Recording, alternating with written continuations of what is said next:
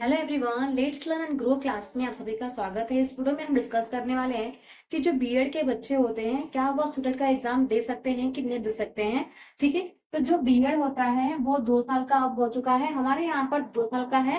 पहले 2019 तक 1 साल का हुआ करता था।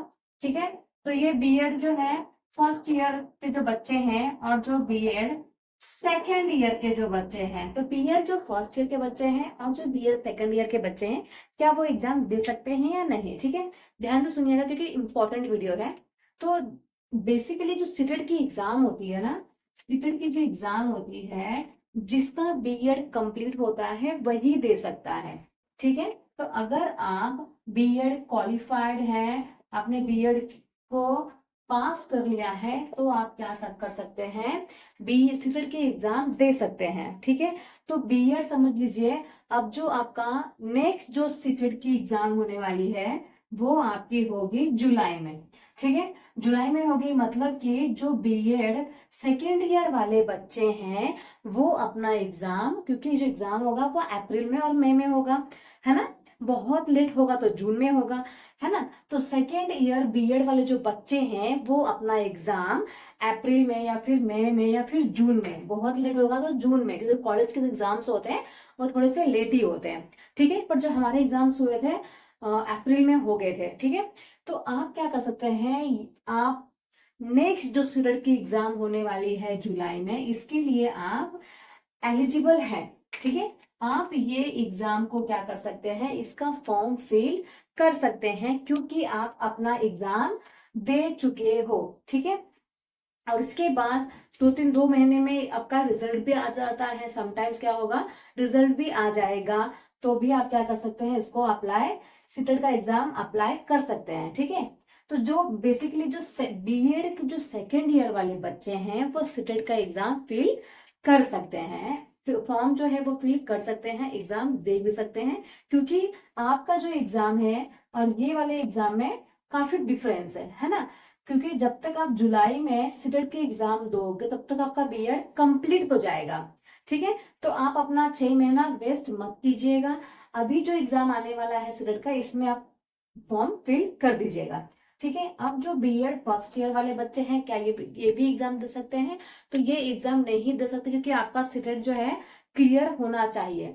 ठीक है, आपका जो बीएड की जो एग्जाम होती है वो क्लियर होना चाहिए। यहाँ पे आप फर्स्ट ईयर बीएड में हो, तो आप क्या कर सकते हो, यहाँ पे आप अभी से प्रैक्टिस करना शुरू कर सकते हो, है ना। क्योंकि अभी से प्रैक्टिस करोगे तो डेफिनेटली जो एग्जाम में आप फर्स्ट अटेम्प्ट में ही आराम से क्लियर हो जाओगे। पर आप इस भरोसे बैठोगे कि अभी तो मैं बीएड फर्स्ट ईयर में हूँ, तो मैं पहले इसको कंप्लीट करूंगा, फिर मैं बीएड सेकेंड ईयर को कंप्लीट करूंगा और उसके बाद मैं सीटेट की प्रिपरेशन करूंगा, तो ये काफी लंबा प्रोसेस हो जाएगा।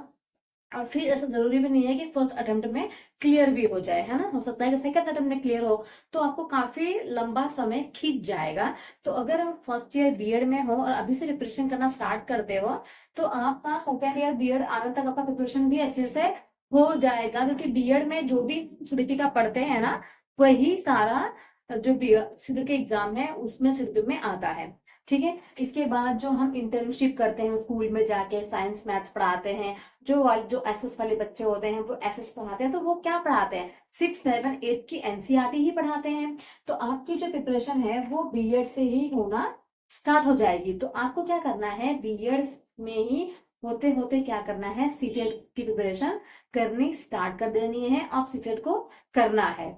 ठीक है, हमारे टाइम पे मैं जब कॉलेज में थी तो हमारे कुछ हमको टीचर ने ऐसा गाइड किया था कि आप सीटेट की एग्जाम जाके दीजिए और देखिए कि पेपर किस प्रकार से आता है, कैसे क्वेश्चंस आते हैं। ठीक है, बस सीटेट को क्वालिफाई होना जरूरी था। तो हमारे मेरे ने तो नहीं दिया था, पर कुछ बच्चों ने दिया था, तो उन्होंने अपने आप को क्या बताया था, क्वालिफाइड बताया था और गलत परसेंटेज डाला था वहां पर, क्योंकि उनको ये पता था कि फर्स्ट अटेम्प्ट में तो क्लियर होगा नहीं, हम सिर्फ जा रहे हैं पेपर देखने के लिए।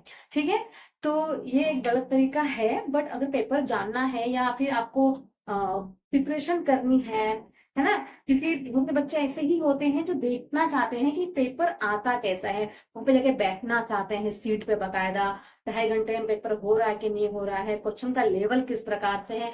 बहुत सारे बच्चे ऐसे होते हैं जो सिर्फ पेपर देखने जाते हैं फर्स्ट टाइम कैसा आता है। ठीक है।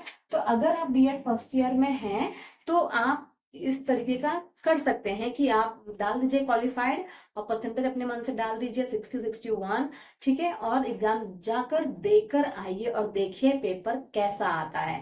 आपको डेफिनेटली जब आप बीएड क्वालिफाइड हो जाएगा और जब आप देने जाओगे रियल में एग्जाम तो आपको फर्स्ट अटेम्प्ट में ही आप क्लियर हो जाएंगे। ठीक है, तो अगर आप यहाँ पर हो बीएड फर्स्ट ईयर में हो तो जाके एक बार देखिए कि पेपर कैसा आता है, कैसा लेवल है, एसएस के क्वेश्चंस किस प्रकार से आते हैं, थ्योरी का जो क्वेश्चंस है वो किस प्रकार से आते हैं, तो वो आपको बहुत ज्यादा यूजफुल रहेगा। ठीक है, और जो बीएड सेकेंड ईयर वाले हैं तो वो अभी जो एग्जाम आएगी उसमें आप फॉर्म को फिल कर ही दीजिएगा, परस्यूइंग लिख के करेंगे तो भी आपका हो जाएगा, या फिर एग्जाम रिजल्ट आपका शायद तब तक आ जाए। अगर मार्च में और अप्रैल में आपकी एग्जाम हो जाती है तो जून जुलाई तक आपका एग्जाम जो रिजल्ट है वो आ भी जाएगा, है ना। तो आपका जो 6 महीना है वो वेस्ट नहीं होना चाहिए, तो आप थोड़ा सा ध्यान दीजिएगा, ये बेसिकली बीएड वालों के लिए ही था। ओके, तो आई होप आपको वीडियो थोड़ा सा इंपॉर्टेंट लगा होगा, इंपॉर्टेंट लगा है तो सब्सक्राइब कर लीजिएगा, लाइक कमेंट शेयर जरूर कीजिएगा। Thank you so much everyone.